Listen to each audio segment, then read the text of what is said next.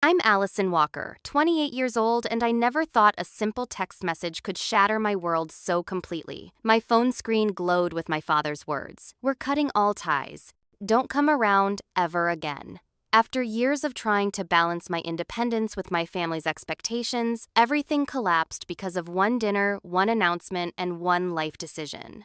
What I never expected was my sister, Jessica's reaction. Quote, "The perfect daughter who'd always followed Dad's rules suddenly became my fiercest defender." Before I dive into how my entire family fell apart and somehow found a way back together, let me know where you're watching from and hit that subscribe button if you've ever felt like family can be both your greatest wound, your greatest healing. Growing up in suburban Boston, we were the picture-perfect family from the outside.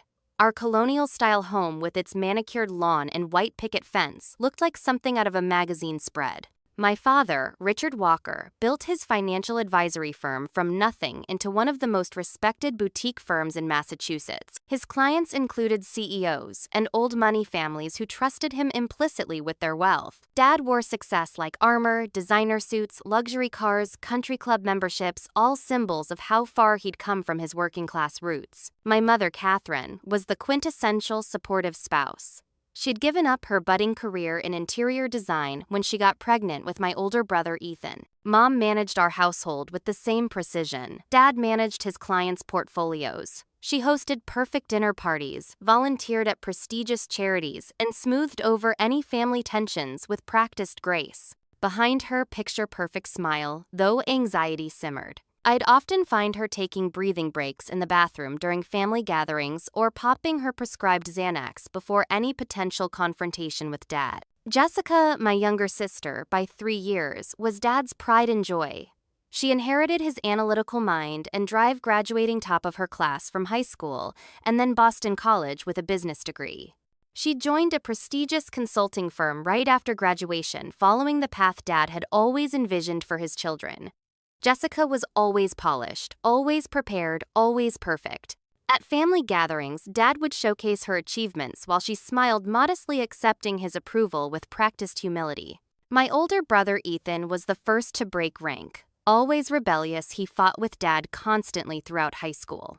When he got accepted to UCLA for film studies instead of following Dad's plan for him to attend Harvard Business School, the explosion was nuclear. I remember hiding in my bedroom at 16, listening to them scream at each other downstairs.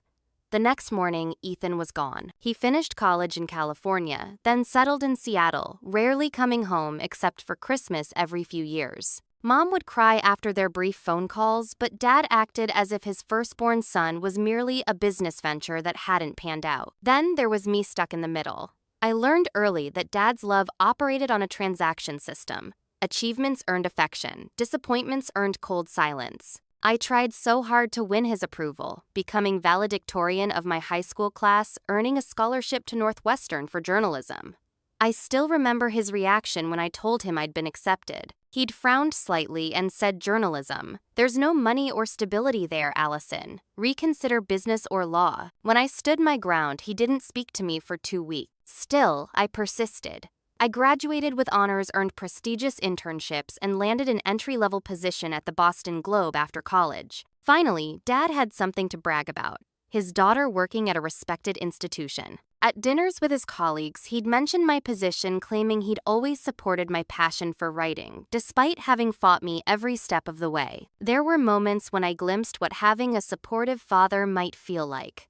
When my first major feature article was published, Dad framed it and hung it in his office. When I won a regional journalism award at 24, he took me to dinner at the exclusive restaurant where he typically only entertained his most important clients. During those rare moments, I'd feel a surge of hope that maybe we could build a real relationship, one based on mutual respect rather than conditional approval. But those moments never lasted. Any career decision that didn't align with his vision would trigger his disappointment. Any personal choice that deviated from his conservative values would result in passive-aggressive comments or outright lectures. I lived on an emotional roller coaster, constantly trying to balance being my authentic self with maintaining peace in the family. Mom would pull me aside after particularly tense family dinners. "Your father just wants what's best for you," she'd say, squeezing my hand. He shows his love through concern. But as I entered my mid-20s, I began to question whether controlling someone's choices could ever be classified as love. Jessica and I had a complicated relationship during those years. On the surface, we were close shopping together, celebrating each other's birthdays, texting regularly. But there was always an undercurrent of competition that Dad had fostered between us.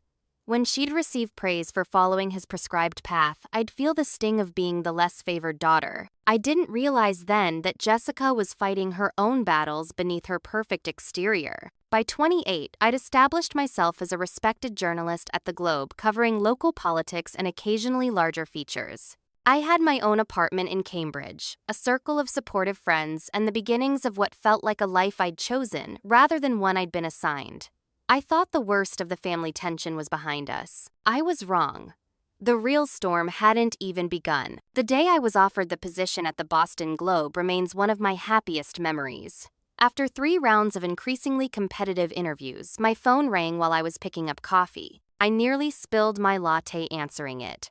The editor's voice was warm as she welcomed me to the team. I called my parents immediately from the coffee shop patio, not caring that other customers could hear me practically shouting with excitement. To my surprise, Dad was genuinely impressed. "The Globe is a legitimate institution," he said, his voice carrying that rare note of approval.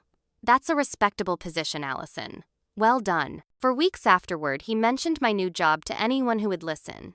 At a family dinner, I overheard him telling my uncle journalism might not be the most lucrative field, but the Globe has prestige. That counts for something. For the first time, I felt like I'd found a way to bridge the gap between my dreams and my father's expectations. Mom was thrilled to see us getting along better. Even Jessica seemed relieved by the decreased tension, congratulating me genuinely when I showed her my new business cards with the Globe logo. I threw myself into the work covering city council meetings, local elections, and community issues. My byline appeared more frequently, and I began building a reputation for thorough, balanced reporting. I loved the energy of the newsroom, the rush of deadlines, the satisfaction of seeing my words in print. For almost 3 years, things were good. Not perfect, but good. Then the industry began changing rapidly. Digital media was disrupting traditional journalism. Newspaper circulation declined. Ad revenue plummeted. The Globe, like many newspapers across the country, started implementing cost-cutting measures. First came the hiring freeze, then reduced page counts, then whispers of potential layoffs. The newsroom atmosphere transformed from energetic to anxious. Veteran reporters who'd been with the paper for decades walked around with worried expressions. My editor called me into her office one rainy Tuesday to discuss future directions. She valued my work, she assured me, but couldn't guarantee my position would survive the next round of cuts. "You're young and talented," she said kindly. "You might want to consider options while you still have this platform on your resume." I left her office in a daze, my mind racing. That evening, I met my colleague Sam for drinks. He'd already transitioned to a digital news platform called Pulse Media, an ambitious startup gaining attention for its innovative approach to local journalism. "They're looking for someone with traditional newspaper experience to lead their politics section," he mentioned casually. "The pay's better than the Globe, and they're growing while traditional outlets are shrinking." I could put in a word. For weeks, I agonized over the decision. The Globe had prestige history and my father's approval. Pulse offered security growth potential and possibly a more sustainable future. After 3 interviews and countless pros and cons lists, I accepted Pulse's offer. They wanted me to help build their Boston political coverage from the ground up, giving me more editorial control than I'd ever had at the Globe. Breaking the news to my family happened at Sunday dinner, a monthly tradition at my parents' house. I'd rehearsed my explanation, carefully emphasizing the opportunity rather than the industry's instability. "I've decided to accept a position at Pulse Media," I announced after Mom served her famous roast beef. "They're a growing digital platform, and I'll be heading their political coverage for Greater Boston." Dad's fork froze halfway to his mouth. "You're leaving the Globe for some website nobody's heard of." Pulse isn't just a website, Dad. They're reinventing how local news works in the digital era. Their subscriber base has tripled in the last year. He set down his fork with deliberate precision. You finally established yourself at a reputable institution, and now you're throwing it away for some fly-by-night startup. This is exactly the problem with your generation, Allison. No staying power, no loyalty. I'm not being disloyal, I countered, feeling my chest tighten. I'm being practical. The journalism industry is changing. Print newspapers are struggling. The Boston Globe has survived for over a century. It will outlast these trendy digital platforms. His voice carried that familiar tone of dismissal. Mom jumped in, her voice overly bright. What matters is that Allison enjoys her work, right? And it sounds like a wonderful opportunity for growth. Growth, Dad scoffed. There's no growth in abandoning an established career path for the latest fad. This is giving up, plain and simple. Jessica, who'd been quietly eating, surprised me by asking, "What kind of content will you be producing at Pulse?" Before I could answer, Dad cut in. "Content journalists write articles. Content is what fills space between advertisements." He turned to me. "Is that what you want to be, a content producer?" The conversation deteriorated from there. Dad listed all the reasons digital media was inferior to print journalism. He reminded me how proud he'd been to tell his colleagues his daughter worked at the Boston Globe. He questioned whether Pulse would even exist in 5 years. With each point, his voice grew louder, more dismissive. "Maybe you should reconsider," Jessica suggested softly. "At least explore if the Globe might match their offer." Her attempt to mediate only fueled my frustration. "There won't be a Globe position to match soon," I snapped. "I'm making a proactive career move before I get laid off." Dad's expression hardened. "So you're running away at the first sign of challenge." "That's disappointing, Allison. I thought I'd raised you with more backbone." The accusation stung like a slap. I pushed back, my chair napkin falling to the floor. "I've made my decision. I start at Pulse next month. I'd hoped for your support, but clearly that was too much to expect." I left before dessert, crying in my car for 15 minutes before I could drive safely. Mom called that evening with apologies. "Your father means well," she insisted. "He just wants you to succeed." "No," I replied, my voice hoarse. "He wants me to succeed on his terms, by his definition." The weeks that followed were filled with strained phone calls and abbreviated text conversations. Dad's disapproval manifested as pointed questions about my little website job whenever we spoke. Mom tried to play peacemaker as always. Jessica sent occasional texts checking in, but maintained her characteristic neutrality in family conflict. By the time I started at Pulse, the family tension had settled into a cold, familiar pattern. Dad's disappointment became the backdrop against which I began this exciting new chapter of my career. A shadow I couldn't quite escape, even as I threw myself into building something new. 6 months into my position at Pulse Media, I met Marcus at a charity fundraiser I was covering. Tall, with warm brown eyes and an easy smile, he stood out immediately in the crowd of Boston's elite. When he approached me at the bar, I assumed he was another financial or tech industry attendee looking to get his company mentioned in my coverage. Instead, he asked thoughtful questions about digital journalism and listened intently to my answers. Only later did I discover he was the event's music director, coordinating the jazz quartet playing in the background. Marcus ran a small but successful music production studio that worked with local artists and scored commercial projects. He'd studied music theory at Berklee College of Music and built his business from scratch, turning his passion into a sustainable career. On our first date, he talked about music with the same enthusiasm I felt about journalism. The thrill of creating something meaningful, the satisfaction of connecting with an audience. What struck me most about Marcus was his genuine interest in my work. Unlike previous boyfriends, who'd glazed over when I discussed article deadlines or editorial meetings, Marcus asked insightful questions. He read my pieces and offered thoughtful feedback. When I covered late-night city council meetings, he'd sometimes bring dinner to the office. When I doubted my decision to leave the Globe after a particularly challenging week, he reminded me why I'd made the change and affirmed my capabilities. For the first time, I was in a relationship that felt like a true partnership. We balanced each other, his artistic creativity complementing my analytical approach. By our 6-month anniversary, we were discussing moving in together. His apartment lease was ending, and my place was closer to both our workplaces. The decision felt natural, exciting. Telling my family about Marcus had been relatively smooth at first. Mom was delighted I'd found someone who made me happy. Dad initially seemed pleased that I was settling down, though he asked pointed questions about Marcus's financial stability during our first phone conversation. Jessica expressed interest in meeting him, which I took as a positive sign. The real test came when I invited Marcus to the monthly Walker family dinner. I spent days preparing him for what to expect. Dad's interrogation style, Mom's anxious peacekeeping, the unspoken rules of our family dynamic. Marcus listened carefully, squeezed my hand, and assured me it would be fine. Parents usually like me, he said with confidence, that I both envied and appreciated. That Sunday evening arrived with a sense of foreboding I couldn't shake. Dad answered the door with his professional smile, the one he used for clients rather than family. Mom fussed over Marcus immediately taking his coat and offering drinks with excessive hospitality that betrayed her nervousness. Jessica surprisingly seemed genuinely warm, complimenting Marcus on the commercial jingle his studio had produced for a popular local restaurant. Dinner started pleasantly enough. Marcus charmed Mom with compliments on her cooking and engaged Dad in conversation about Boston's changing neighborhoods. I began to relax, thinking perhaps I'd overestimated the potential for disaster.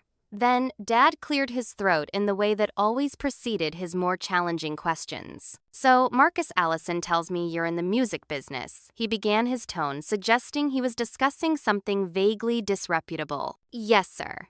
I own Revival Sound Studio in Somerville.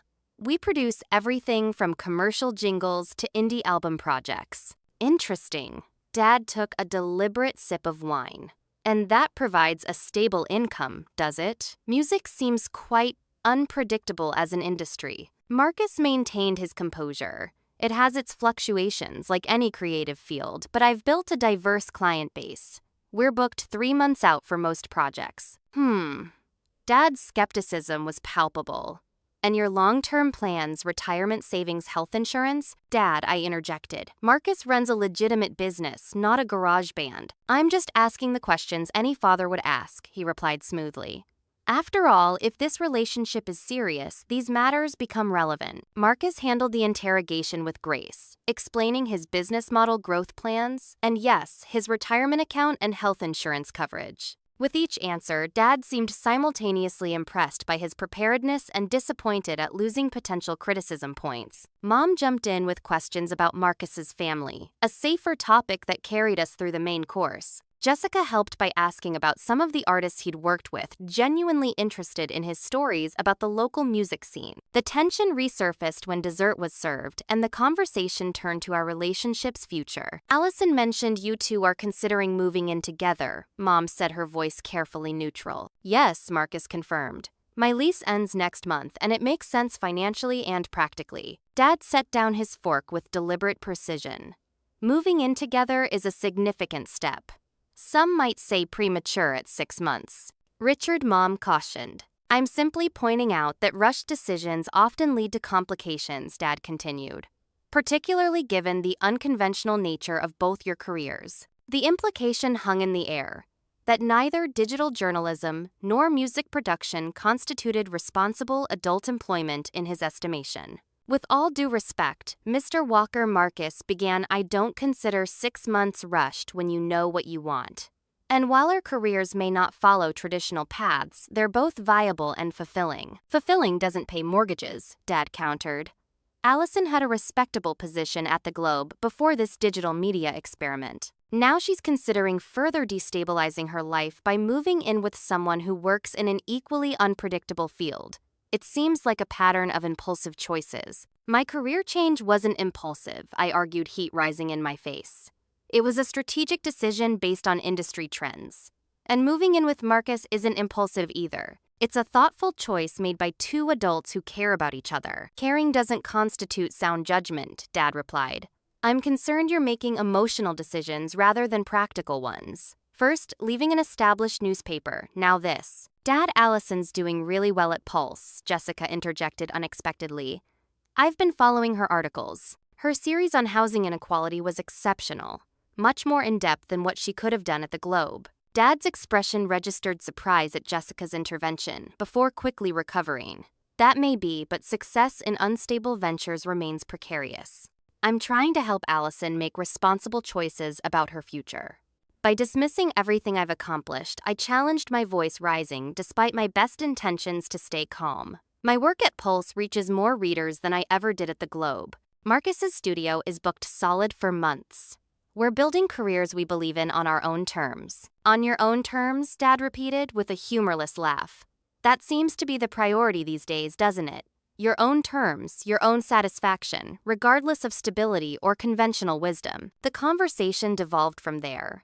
I defended my career choices with increasing emotion, while Dad responded with dismissive logic. Marcus attempted to diffuse the tension, but eventually fell silent, as the argument became more about my relationship with my father than about our living arrangements. I think it's time for us to go, I finally said after Dad suggested I was throwing away security for momentary happiness. As we gathered our coats, Jessica surprised me by hugging me tightly. I'll call you tomorrow, she whispered. Mom hovered anxiously by the door, apologizing without quite taking sides. Dad shook Marcus's hand stiffly, but said nothing to me as we left. The drive home passed in tense silence before Marcus finally spoke. Your father really doesn't approve of me, does he? It's not you, I sighed. It's anything that doesn't fit his narrow definition of success. Later that night, Jessica called as promised. I'm sorry about dinner, she said. Dad was out of line. Since when do you think Dad can be out of line? I asked, surprised by her criticism. There was a pause before she answered. I don't always agree with him, Allison. I just don't always know how to say it. There was something in her voice I couldn't quite identify. A hint of dissatisfaction I'd never noticed before. The following weeks brought a growing distance between my parents and me. Mom called regularly, but conversations remained superficial. Dad's communications became brief texts about practical matters. Only Jessica maintained regular, meaningful contact, asking about my work and relationship with genuine interest. When Marcus moved in the following month, my parents didn't offer to help. Jessica sent a houseplant with a sweet note. The divide was widening, but I still had no idea how much deeper it would soon become. Marcus and I settled into a comfortable rhythm of cohabitation. My role at Pulse expanded as our readership grew, eventually putting me in charge of a small team covering local politics and social issues. Marcus's studio took on larger projects, including scoring a documentary that received attention at regional film festivals. For the first time in my adult life, I felt like I was thriving both professionally and personally, despite the strained relationship with my parents. The idea of relocating to Austin came unexpectedly. Pulse's parent company was consolidating some operations in Texas, where operating costs were lower, and the digital media scene was booming. They offered me a promotion to lead a new department focused on investigative reporting, with a significant salary increase. Around the same time, Marcus was approached about partnering with a successful music production company in Austin that wanted to expand into commercial work. We spent weeks weighing the decision, researching Austin's neighborhood's cost of living and quality of life. The opportunity seemed too perfect to pass up career advancement for both of us in a vibrant city known for its creative community and progressive values. After numerous late-night discussions, pros and cons lists, and several video calls with contacts in Austin, we made our decision. We would move at the end of the summer, giving us 3 months to prepare. Telling my family loomed as the most daunting aspect of our plans. Despite the lingering tension from previous conflicts, I wanted to share this news in person rather than over the phone. I decided to host the monthly family dinner at our apartment for the first time, hoping that controlling the environment might help manage the inevitable fallout. I prepared meticulously for that dinner. I cooked Mom's recipes, her famous lasagna garlic bread from scratch and Caesar salad with homemade dressing. I bought Dad's favorite scotch and set out Jessica's preferred sparkling water. Marcus cleaned obsessively while I cooked both of us, channeling our anxiety into domestic productivity. My family arrived precisely at 6, as expected. Mom brought a chocolate cake despite my assurances that dessert was covered. Dad commented on our apartment's location and the building's security system with professional detachment. Jessica complimented our decor, genuinely noting the photographs of Boston landmarks Marcus had taken and framed for me as a housewarming gift. Dinner began smoothly enough. We discussed safe topics, a recent exhibit at the MFA that Mom had enjoyed Jessica's new Pilates routine, a client of Dad's who'd made a shrewd investment on his advice. I waited until we were halfway through the main course before taking a deep breath and reaching for Marcus's hand under the table. We actually have some news we wanted to share with you all. I began trying to keep my voice steady. I've been offered a promotion at Pulse to head up a new investigative reporting department. That's wonderful, honey, Mom said warmly. You've worked so hard. Dad nodded with reserved approval. Advancement is always commendable. There's more, I continued. The position is in Austin. Marcus has also been offered an exciting opportunity with a production company there. We've decided to relocate at the end of this summer. The silence that followed felt physical, like pressure building in the room. Mom's fork hovered halfway to her mouth. Dad's expression froze in a mask I recognized from childhood, the one that preceded his most severe disapproval. Jessica looked between them anxiously. Austin, Dad finally said, Texas.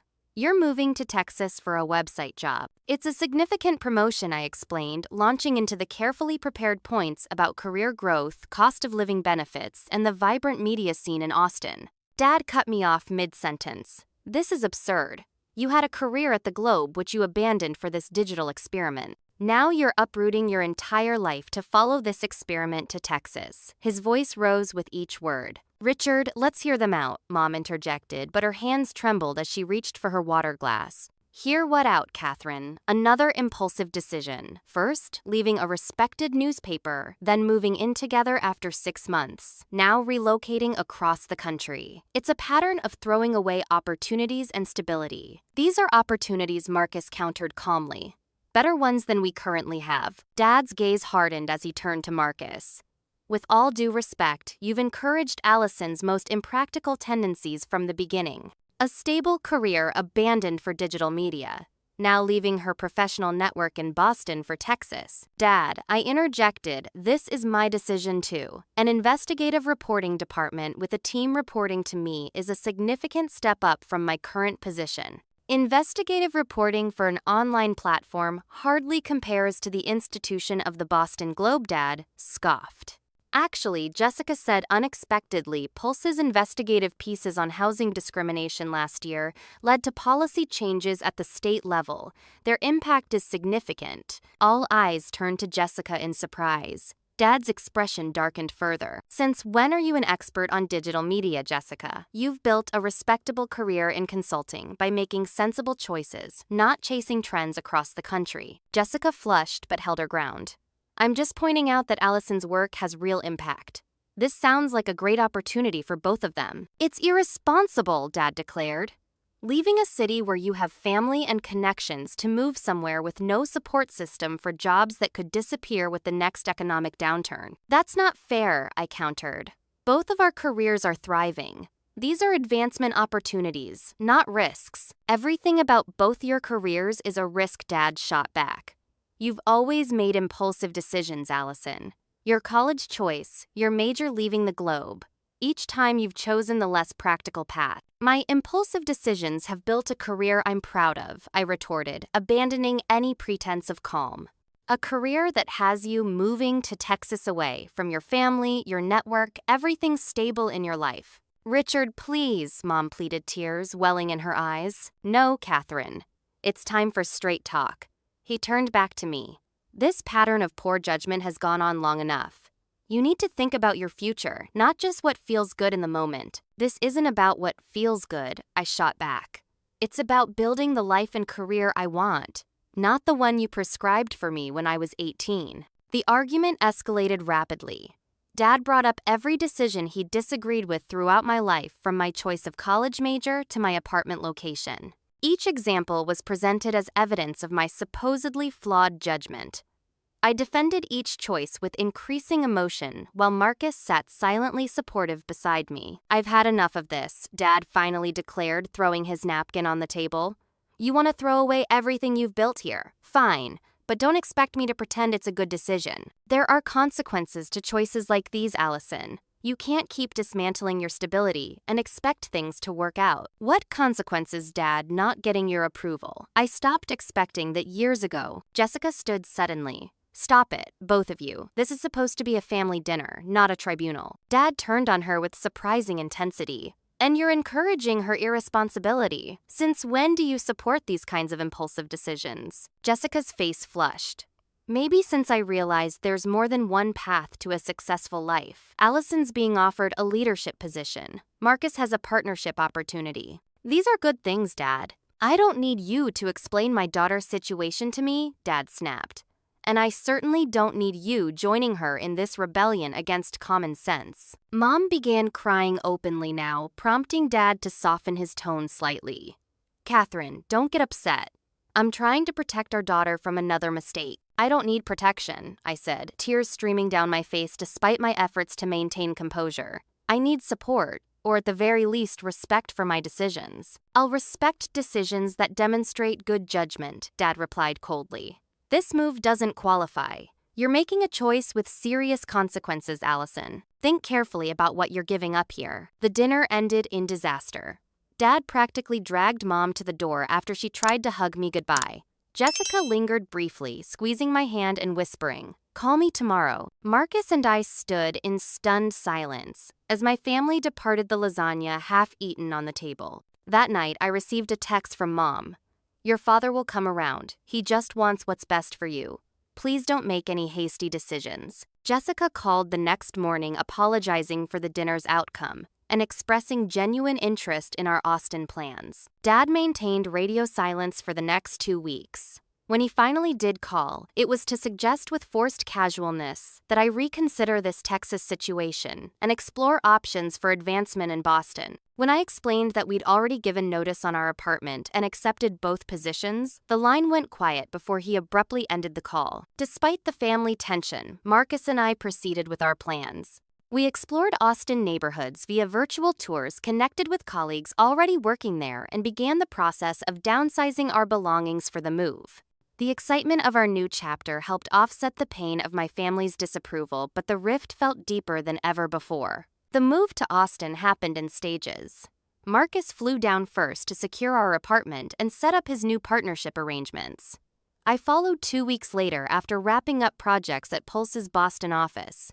The transition was both exhilarating and exhausting, the thrill of a fresh start mixed with the logistical challenges of relocating across the country. Austin welcomed us with its unique blend of laid-back atmosphere and creative energy. Our apartment in the South Congress area put us within walking distance of music venues, local restaurants, and quirky shops. I threw myself into building my investigative team at Pulse while Marcus established his presence in the local music scene. We explored the city on weekends, discovering swimming holes, hiking trails, and taco trucks that quickly became favorites. Throughout those first 2 months, I maintained contact with Mom and Jessica as best I could. Mom's texts were frequent but superficial, carefully avoiding mention of Dad or any substantive topics. Jessica proved surprisingly supportive, asking detailed questions about my new role and Austin life. Dad remained distant, responding to my occasional messages with brief acknowledgments, but initiating no contact himself. The distance made it easier to pretend things were normal, or at least that the family tension would eventually dissolve with time. I focused on our new life, our careers, our growing circle of Austin friends. Marcus and I fell into comfortable routines, establishing favorite spots and creating traditions in our new city. In many ways, I was happier than I'd ever been. Professionally challenged, personally fulfilled, and finally living a life entirely of my own choosing. Then came Thanksgiving, our first major holiday away from family. Mom called to express disappointment that we wouldn't be coming to Boston. I explained that with both our new positions, we couldn't justify the time off so soon after starting. The conversation ended awkwardly, with Mom holding back tears and me feeling guilty despite the reasonableness of our decision. The holiday season intensified the sense of separation. We sent gifts to Boston and received packages from Mom and Jessica in return. Nothing came from Dad directly, though his name appeared on Mom's card. We celebrated Christmas with new friends and video-called family conversations that felt strained and performative. In January, 3 months after our move, Marcus surprised me with a weekend trip to Fredericksburg in Texas Hill Country. We stayed in a charming bed and breakfast toured wineries and hiked among winter bare trees. On our last evening there during dinner at a restaurant overlooking the main street, decorated with twinkling lights, Marcus got down on one knee. "Allison Walker," he said, voice steady, despite the nervousness in his eyes, "these past 18 months have been the best of my life. You challenge me, support me, and make me laugh every day. I want to build a life with you. In Austin, Boston, or wherever our journey takes us. Will you marry me? The vintage sapphire ring caught the candlelight as he held it out to me. Through tears, I managed to say yes. Fellow diners applauded as Marcus slipped the ring onto my finger. For that perfect moment, everything felt right with the world. Reality intruded the next morning as we faced telling my family. We agreed to call them from our bed and breakfast before driving back to Austin. Mom answered on the second ring, her voice brightening when I explained why we were calling. She offered congratulations that sounded genuinely happy, even putting Dad on the speakerphone. His response was cordial but reserved, offering a formal, "Congratulations to you both," before handing the phone back to Mom. Jessica squealed with excitement when we called her separately, immediately volunteering to be my maid of honor. Back in Austin, we celebrated with friends and colleagues, planned a fall wedding in the Texas Hill Country, and started envisioning our future together. I sent Mom and Jessica photos of possible venues and dress ideas. Mom responded with polite enthusiasm, while Jessica engaged, fully offering opinions and suggestions with genuine interest. Then, almost as an afterthought, I composed a group email to extended family members, announcing our engagement, including some photos from the proposal weekend. I didn't expect much response. These were aunts, uncles, and cousins I typically only saw at major holidays. It was more a courtesy notification than anything else. 2 days after sending that email, I was at work reviewing a draft investigation into municipal water quality issues when my phone buzzed with a text notification. Seeing it was from Dad, I opened it immediately, thinking perhaps he was finally reaching out with more heartfelt congratulations. The message hit me like a physical blow. "We're cutting all ties. Don't come around ever again. Your choices have shown where your priorities lie, and they're not with this family." I stared at my phone in disbelief, reading and rereading the message as if the words might rearrange themselves into something less devastating. My hands shook so badly I had to set the phone down on my desk. Tears blurred my vision as I tried to comprehend what had prompted this final rejection. I excused myself from the office, barely making it to my car before breaking down completely. When I could breathe again, I called Mom, desperate for explanation or context. She answered, sounding stressed and evasive. "Mom, I just got a text from Dad saying he's cutting ties with me." What happened? Her sigh carried years of conflict avoidance. "Your father saw your engagement announcement. Finding out that way after you've told extended family, it upset him deeply. But we called you both immediately after it happened, before anyone else knew." "I know, honey, but seeing those photos, realizing you're building a life so far away, Richard feels you've chosen to separate yourself from the family. So he's disowning me over an email announcement, after we already told you personally." Her voice dropped to a near whisper. "He's forbidden me from attending the wedding, says I need to present a united front." The betrayal cut deep. "And you're going along with this. You won't come to your own daughter's wedding because Dad forbids it. Allison, please try to understand. I'm caught in the middle here." "No, Mom. You're choosing a side. His side. As always." I ended the call before she could respond, my hands shaking with rage and grief. Minutes later, my phone rang again. Jessica, this time. I answered, barely holding myself together. "Allie, I just heard what Dad did," she began, her voice tight with anger. "I'm so sorry. He's completely out of line." "Did you know he was going to do this?" I demanded. "No, absolutely not. I just got home and Mom was crying.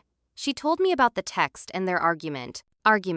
Apparently they had a huge fight after he sent it. She wanted him to take it back, but you know Dad. Once he's made a declaration, his pride won't let him retract it." I leaned my forehead against my steering wheel. "He's forbidden Mom from coming to the wedding." I heard Jessica replied grimly. "That's completely unacceptable. Your wedding day. God, Allie, I'm so sorry. I can't believe this is happening," I whispered, tears streaming down my face again. "All because we moved to Austin and got engaged, because I sent an announcement email." "It's not about the email," Jessica said carefully. "It's about control. You've built a life he can't control, and he can't handle it." The email was just the final straw. Her insight surprised me, so unlike the Jessica who had always aligned with Dad's perspective. "When did you become so insightful about Dad's control issues?" There was a pause before she answered. "I've been seeing a therapist for the past few months. It's opening my eyes to a lot of family dynamics I never questioned before." We talked for nearly an hour, Jessica providing more support than I'd ever expected from her. When we hung up, I sat in my car for another 20 minutes trying to process the seismic shift in my family relationships. Dad had disowned me. Mom was capitulating to his demand.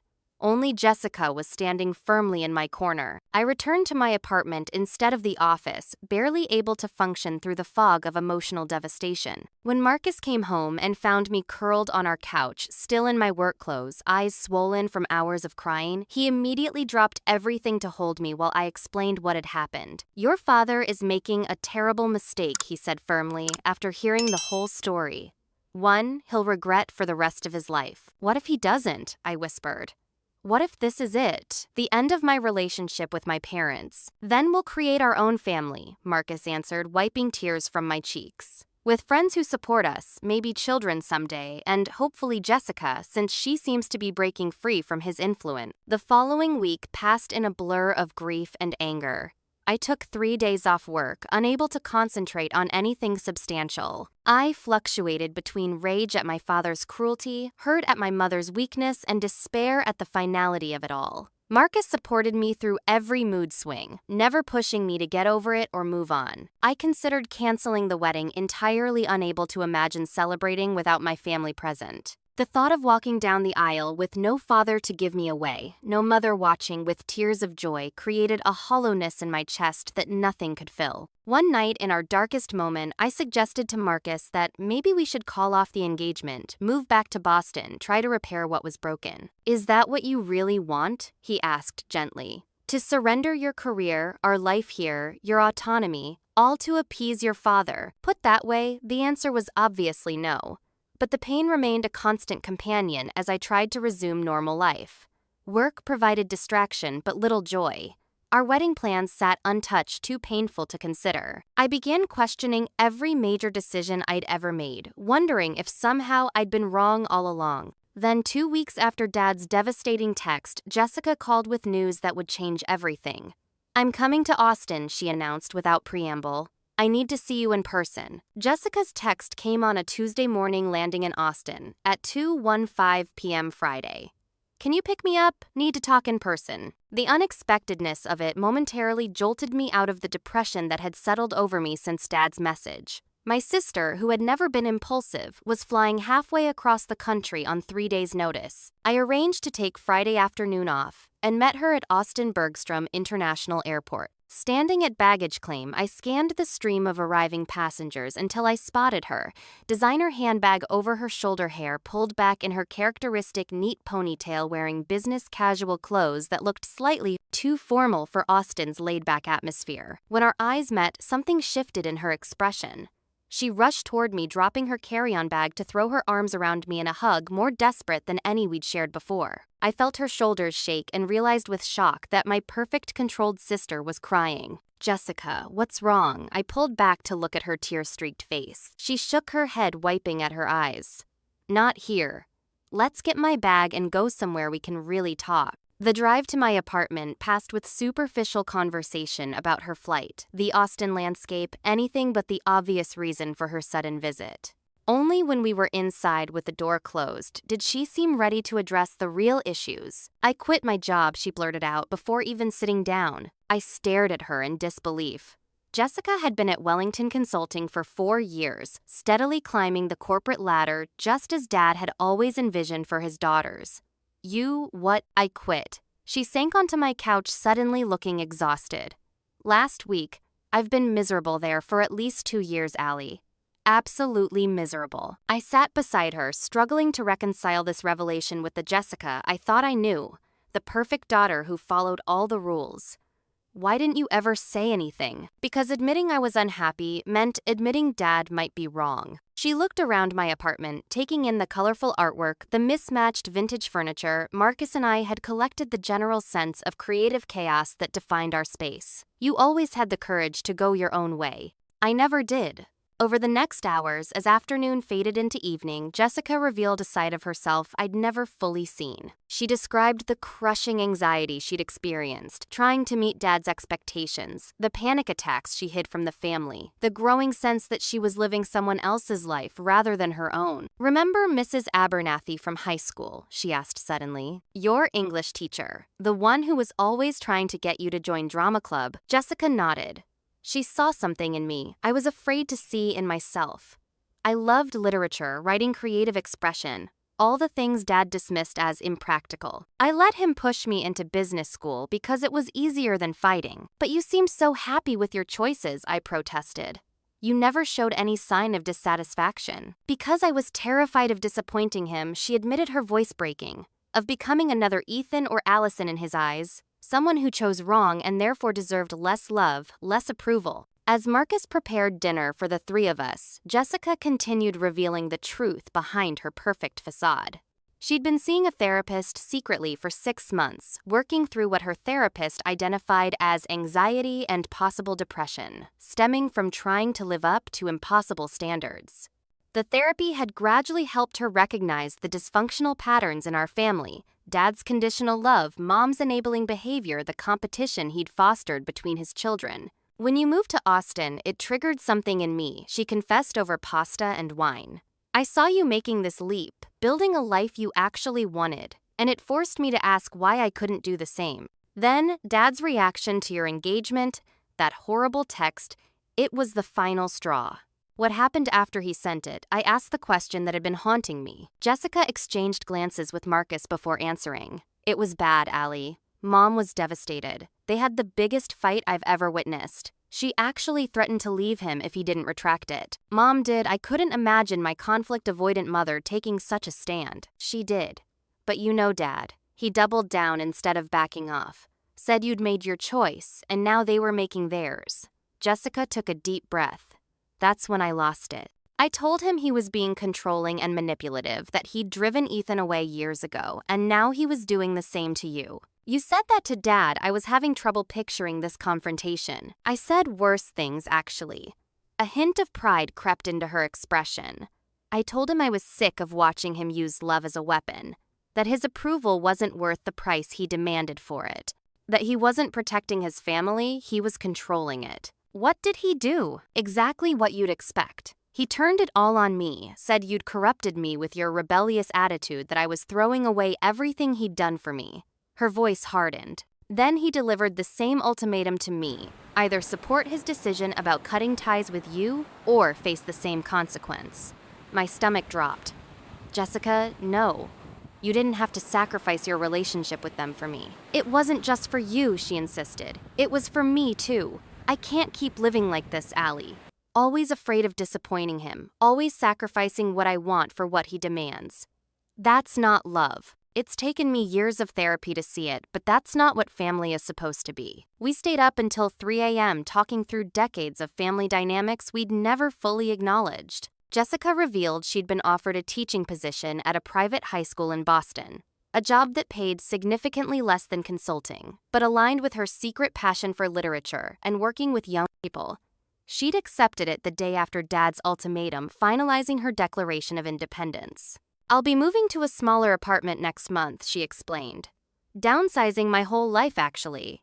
And I've never felt more relieved." "Are you scared?" I asked, recognizing the seismic shift she was making. "Terrified," she admitted, "but also excited. For the first time, I'm making choices based on what I want, not what Dad wants for me." As dawn approached, Jessica asked about my wedding plans, which had stalled since Dad's text. "You can't cancel because of him, Allie. That's letting him win. But how do I have a wedding with no parents there? Who walks me down the aisle?" "I'll walk you down the aisle," she declared fiercely.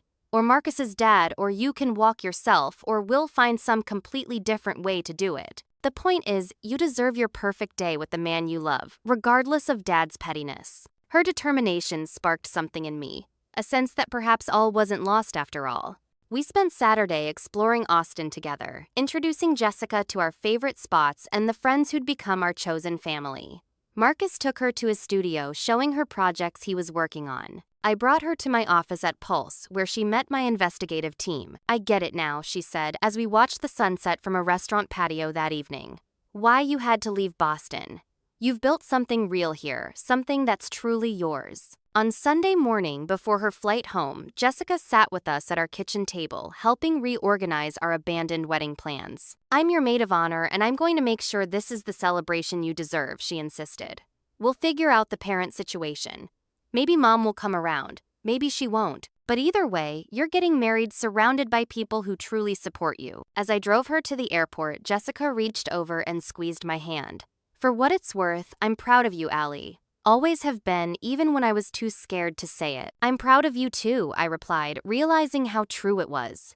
Standing up to Dad took incredible courage. We Walker sisters have to stick together, she said with a smile that held both sadness and determination. Especially now. After she left, something had shifted in me.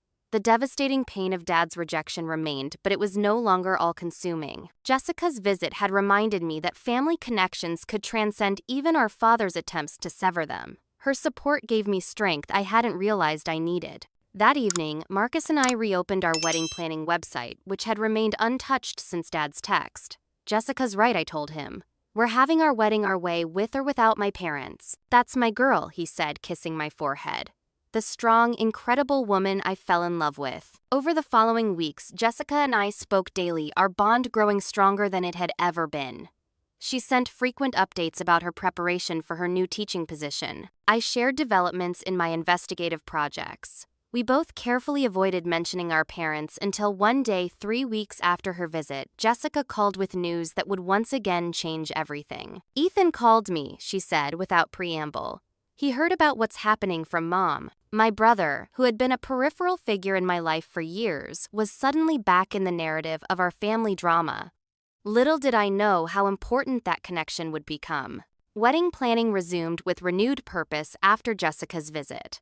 Marcus and I found a venue, a rustic, elegant winery in the Texas Hill Country with sweeping views of rolling landscapes. We selected a date in October when the summer heat would have subsided, but winter chill would still be months away.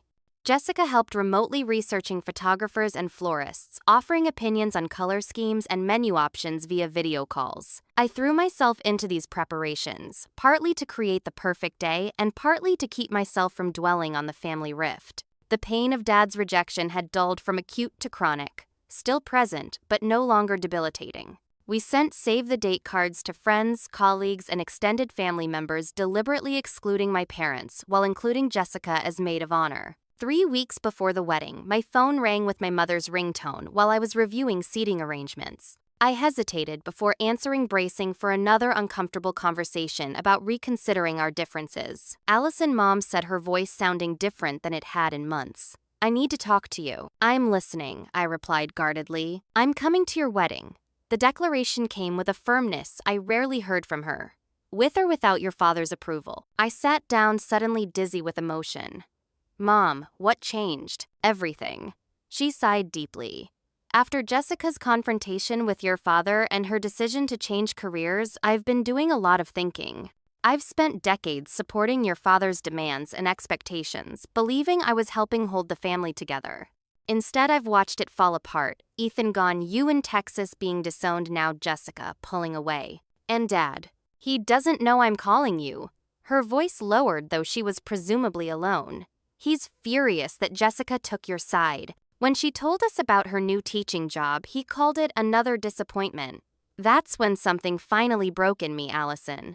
I realized I couldn't keep enabling his behavior. What are you saying exactly, Mom? I'm saying I'm attending my daughter's wedding, regardless of the consequences. I'm saying I've been wrong to let your father dictate our family relationships for so many years. And I'm saying, her voice broke slightly, I'm saying I'm sorry, Allison. So deeply sorry for not standing up for you sooner. Tears streamed down my face as the implications of her words sank in. Have you told Dad this decision? Not yet. I wanted to make sure you still wanted me there first. Of course I do, I whispered through tears. I've been trying to figure out how to have a wedding without my mother there. You won't have to, she said firmly. I'll be arriving 3 days before the ceremony. Jessica's already helping with the arrangements. After we hung up, I sat staring at the wedding seating chart, trying to process this unexpected development. My mother, who had never directly contradicted my father in my memory, was defying his ultimatum to attend my wedding. When Marcus came home, I shared the news, both of us cautiously optimistic about what it might mean for healing the family rift. Mom arrived in Austin the Wednesday, before our Saturday wedding, looking simultaneously nervous and determined. She hugged me tightly at the airport, whispering apologies into my hair. Jessica joined us the next day, the three Walker women united for the first time in what felt like years. The inevitable confrontation came Thursday evening. Mom's phone rang during our dinner at a local restaurant. She looked at the screen, took a deep breath, and answered. "Yes, Richard, I'm in Austin." A pause. "Yes, for Allison's wedding." Another pause, her face paling slightly. "I understand that's how you feel, but I'm staying." Jessica and I watched as our mother, who had spent decades avoiding conflict, held firm against Dad's anger. When she hung up, her hands shook, but her voice remained steady. "He's threatening divorce if I attend the wedding." "Mom, I don't want to come between you and Dad," I began, but she cut me off.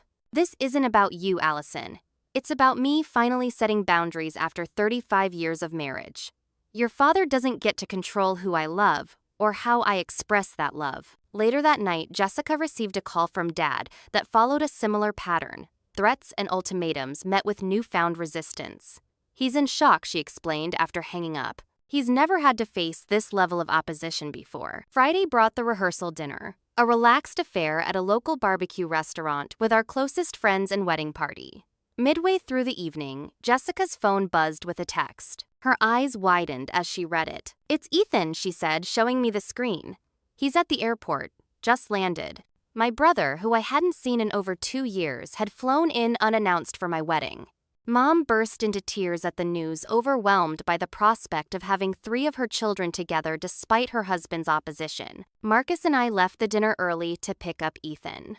As we drove to the airport, I tried to process the rapid changes in my family dynamic. "Everything's happening so fast," I told Marcus. "A month ago, I thought I'd lost my entire family except Jessica. Now Mom's defying Dad and Ethan's flying in from Seattle." "Maybe your wedding is becoming the catalyst for change your family needed," Marcus suggested gently. Ethan looked older than I remembered. His previously shaggy hair now neatly trimmed, his teenage rebellion replaced by adult confidence. When he saw me, his face broke into the crooked smile I'd missed for years. We hugged tightly in the middle of the airport, drawing curious glances from travelers streaming around us. "Couldn't let my little sister get married without me," he said simply, when we pulled apart. "Especially not after Jessica filled me in on everything that's happened." Back at the restaurant, the reunion between Ethan, Mom, and Jessica created a scene of emotional chaos. Tears, laughter, and overlapping conversations as we attempted to bridge the years of distance.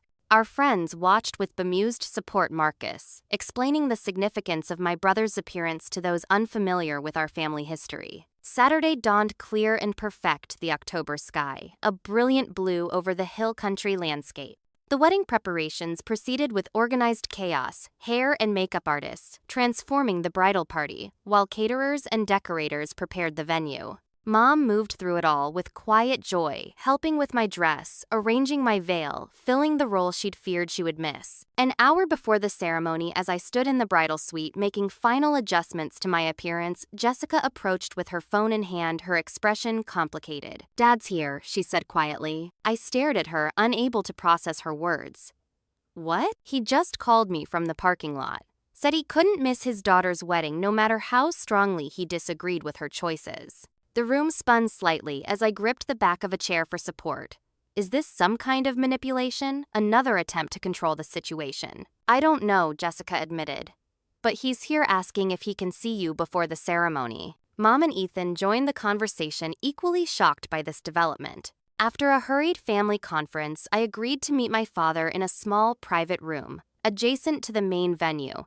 Not in my full bridal attire, but in my robe with my hair and makeup complete. He stood rigidly by the window when I entered, looking simultaneously familiar and like a stranger. His expression registered surprise at my appearance. Perhaps he'd forgotten how much I resembled my mother at her age, Allison. His voice carried none of its usual authoritative tone. Instead, he sounded uncertain, almost fragile. "Dad." I remained by the door, unwilling to move closer. "Jessica said you wanted to see me." He nodded stiffly. "I did. I do." He cleared his throat. "This isn't how I imagined your wedding day." "No," I agreed. I never imagined being disowned by my father over a text message either. He flinched visibly at that. I was angry, hurt. It doesn't excuse my behavior, but what, Dad? You cut me off completely because I dared to build a life you didn't prescribe.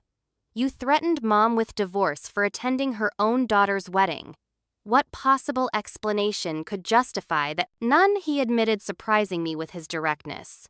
There is no justification, only context. What context could possibly make sense of this? He turned to look out the window again, his profile sharp against the sunlight. When Catherine called to tell me she was coming to your wedding regardless of my feelings, I realized I was about to lose my entire family. Ethan already distant you in Texas. Jessica changing careers and pulling away now, my wife of 35 years defying me directly. And that's our fault. Or is it possibly the result of decades of controlling behavior? He was silent for a long moment. My father, he finally said, never attended a single school event, sports game, or celebration in my life. He worked 16-hour days at the factory, came home to drink, and told me repeatedly that dreams were for fools and only hard practical work mattered. I'd heard snippets about my grandfather over the years, but Dad rarely discussed his childhood in detail. This glimpse into his upbringing caught me off guard. I promised myself I'd be different, he continued. That I'd be present for my children, provide stability, guide them toward success. I thought I was protecting you all from the uncertainty and disappointment I'd experienced. He turned to face me again. Instead, I became a different version of him, present physically but creating the same emotional distance. Dad. I began unsure how to respond to this unexpected vulnerability. I'm not asking for forgiveness, Allison. I don't deserve it yet. I'm asking for a chance to be present for your wedding, to witness this important day in your life, and perhaps to begin learning how to be a father who supports rather than dictates. The sincerity in his voice shook me more than any argument could have. This wasn't the powerful, controlling father I'd grown up fearing and trying to please. This was a man confronting his own failures, however imperfectly. This doesn't fix everything, I said carefully. One conversation doesn't erase years of conditional love. I know, he nodded. This is just a beginning if you're willing. I thought about the empty chair where he would have sat during the ceremony, the father-daughter dance we'd removed from the reception program, the painful absence his rejection had created in what should have been a purely joyful day. You can stay, I decided. But this is the first step in what needs to be many changes, not just a return to how things were. He nodded relief, visible in the slight relaxation of his shoulders. Thank you, Allison. When I returned to the bridal suite, the questions in Mom, Jessica, and Ethan's eyes were obvious. He's staying for the wedding, I announced. We've agreed to try beginning a new chapter. The ceremony proceeded more perfectly than I could have imagined. Marcus waited for me at the front of the aisle, handsome and steady in his suit. In a decision made just 30 minutes before the ceremony began, both my parents walked me down the aisle together, a first step in our new family dynamic. During the reception, a moment I hadn't planned occurred. Ethan approached me with his phone, showing a video call screen with all three Walker siblings visible. Time for a reunion, he announced, pulling Jessica into frame with us. As we three smiled into the camera, the estrangement that had kept us apart for years seemed to dissolve, if only temporarily. Dad witnessed this moment, his expression unreadable but thoughtful. Later, he approached Marcus with a stiff attempt at connection, asking about his music productions with what seemed like genuine interest. Mom moved between family members with visible relief, as if a weight she'd carried for decades had finally begun to lighten. The wedding wasn't perfect. Too many years of complicated history for that. But it was authentic. As Marcus and I shared our first dance, I caught glimpses of my family watching from different tables. Jessica smiling broadly, Ethan relaxed and present, Mom and Dad sitting together, but with a new dynamic between them. Something had broken in our family pattern, but in that, breaking new possibilities had emerged. Later that night, as Marcus and I prepared to leave for our honeymoon, I hugged each family member goodbye. When I reached Dad, he held on a moment longer than necessary. I'm proud of you, Allison, he said quietly. Not because you've done what I wanted, but because you've had the courage to create a life that's truly yours. It took me far too long to see the difference. Those words, which I'd waited a lifetime to hear, weren't a magical resolution to our complicated relationship, but they were a beginning. An opening into a new way of being family that recognized our individuality rather than demanding conformity. As we drove away from the venue, Marcus squeezed my hand. "So, Mrs. Chen, how does it feel to have survived a Walker family wedding?" "Surreal," I admitted. I never expected Dad to show up, much less begin to acknowledge his part in all this. "Families are complicated," Marcus said. "Sometimes it takes a breaking point to create the possibility of something healthier." He was right. The text message that had shattered my world 2 months earlier had ultimately forced a reckoning that was long overdue. The painful rupture had created space for truth that might never have emerged otherwise. We had a long way to go, but for the first time I felt cautiously hopeful that my family might actually learn to love each other without conditions. The email from my father arrived during our honeymoon in Costa Rica. Subject line: conversation. The body contained just 2 sentences. "Allison, I'd like to talk when you return to the States. At your convenience, at a location where you feel comfortable." I showed the message to Marcus as we sat on our hotel balcony overlooking the Pacific. "What do you think?" I asked. "I think it's significant that he's letting you set the terms," Marcus observed. "No demands, no expectations, just an open request." I sent a brief reply agreeing to meet when we returned to the States, suggesting neutral territory, a hotel restaurant in Boston during our planned visit the following month. Dad's response came within hours, a simple acceptance without qualifiers or conditions. The weeks following our wedding and honeymoon brought a gradual shift in family communication. Mom called more frequently, our conversations venturing beyond surface pleasantries into more meaningful territory. Jessica and I continued our daily text, strengthening the sister bond that had become my emotional anchor. Even Ethan maintained contact through occasional messages and gaming sessions online.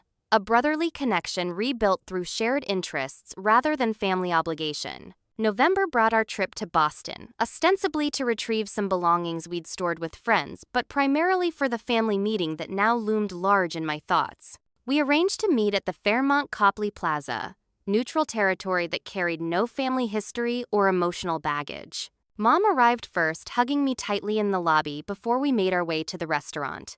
Jessica joined us minutes later, looking professional but relaxed in a way she never had during her consulting days. Ethan had flown in from Seattle specifically for this gathering, completing our family circle for the first time in years. Dad arrived exactly on time, his businessman's punctuality unchanged, despite the evolving dynamics between us. The initial moments were awkward, stilted greetings, and careful small talk as we settled at a corner table selected for privacy. Dad seemed smaller, somehow less imposing than the father figure who had dominated my childhood.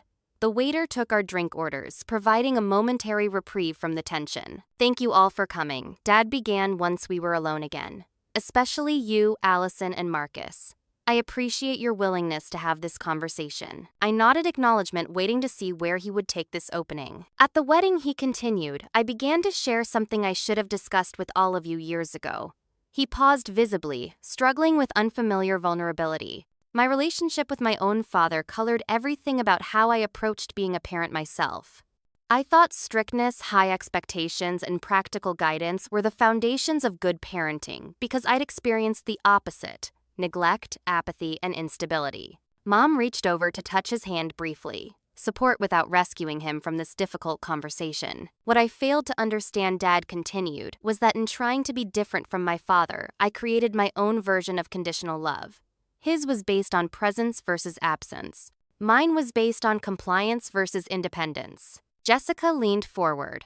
"Dad, I spent my entire life trying to meet those conditions. Do you have any idea what that did to me? The anxiety, the constant fear of disappointing you?" "No," he admitted quietly.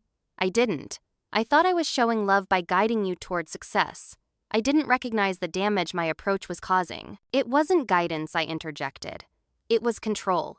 Every time one of us made a choice you didn't approve of, you withdrew emotionally. Ethan got it worst. You essentially wrote him off for choosing film school." Ethan, who had remained silent until now, cleared his throat. "I spent years angry at you, Dad. furious that nothing I did was ever good enough unless it matched your specific vision. Dad absorbed these statements without the defensive reaction that would have been typical in the past. You're right, he said simply. All of you are right. I've done a lot of thinking since the wedding, a lot of reflecting on patterns I never questioned before. Are you seeing someone? Jessica asked suddenly. A therapist, I mean. The question hung in the air for a moment before Dad nodded. 2 sessions so far. Your mother's suggestion, actually. He glanced at Mom with something like respect. Catherine pointed out that if my approach to family was driving everyone away, perhaps I needed professional perspective. This revelation stunned me into momentary silence. My father, who had always dismissed therapy as paying strangers to listen to complaints, was voluntarily seeking help. It's early days, he continued. But I'm beginning to understand how my fear of failure and abandonment translated into controlling behavior. How I essentially recreated the emotional distance my father created, just through different mechanisms. Understanding is only the first step, I said carefully. There's a difference between recognizing patterns and actually changing them. I know. Dad met my gaze directly. That's why I'm not asking for immediate forgiveness or pretending one conversation fixes decades of damage. I'm asking for a chance to demonstrate change over time, to learn how to be the father you all deserved from the beginning. The conversation continued through lunch, difficult but necessary truths emerging from all sides. Mom revealed her own role in enabling Dad's behavior, her fear of conflict, creating a situation where his word became family law. Jessica shared more about her therapist's insights into our family dynamics. Ethan described the freedom he'd found in creating physical distance, but acknowledged the emotional toll of family estrangement. I spoke of the pain Dad's text message had caused, but also the unexpected liberation that followed. Being forced to build a life completely independent of parental approval had ultimately strengthened my sense of self. Marcus offered his perspective as both outsider and new family member, noting patterns we were too close to see clearly. No magical resolution emerged from that lunch. No tearful group hug signaled instant healing of old wounds. Instead, we reached a careful understanding, a commitment to continued honest communication and respect for boundaries. Dad agreed to ongoing therapy, both individual and potentially as a couple with Mom. We established new communication patterns with explicit agreement that criticism and ultimatums were unacceptable. As we prepared to leave the restaurant, Dad asked if we could establish regular family video calls, not to monitor our lives as he once might have, but to maintain the fragile connection we'd begun rebuilding. We agreed to monthly calls with no obligation or guilt if someone needed to miss one. Small steps, reasonable boundaries. 6 months later, Marcus and I welcomed my parents for their first visit to Austin. The timing coincided with a music showcase, where Marcus's studio was featuring several artists, giving Dad a tangible opportunity to understand his son-in-law's profession. I watched with cautious optimism as Dad listened attentively to Marcus, explaining the production process, asking questions that reflected genuine interest rather than veiled criticism. Your husband is quite talented, Dad commented later as we walked through downtown Austin. I can see why he's successful in this industry. The observation came without qualifiers or backhanded comparisons, a simple acknowledgement of Marcus's abilities that would have been unimaginable a year earlier. Mom seemed more relaxed away from Boston, laughing more freely and expressing interest in our Austin life without anxious undertones. One evening, while Marcus and Dad were discussing a documentary they'd both watched, Mom pulled me aside on the balcony of our apartment. I'm sorry it took a crisis for me to find my voice, she said quietly. I spent decades believing I was keeping peace when I was actually enabling behaviors that hurt my children. You're finding your way now, I assured her. We all are. The visit wasn't without tense moments. Old patterns occasionally resurfaced. Dad's instinctive frown when discussing my investigative work on politically sensitive issues, Mom's reflexive peacemaking when opinions differed. But what changed was how we handled these moments. Instead of falling into established roles, we paused, acknowledged the tension, and navigated through it with new awareness. Jessica's updates from Boston revealed similar progress in her relationship with our parents. Her transition to teaching had initially triggered Dad's disapproval, but his therapy sessions were helping him recognize and manage these controlling impulses. She reported actual conversations with him about literature and education, topics he'd previously dismissed as impractical. and described his gradual acceptance of her career change. He came to observe my classroom last week, she told me during one of our calls. Sat in the back while I taught AP Literature. Afterward, he said he could see why I loved it.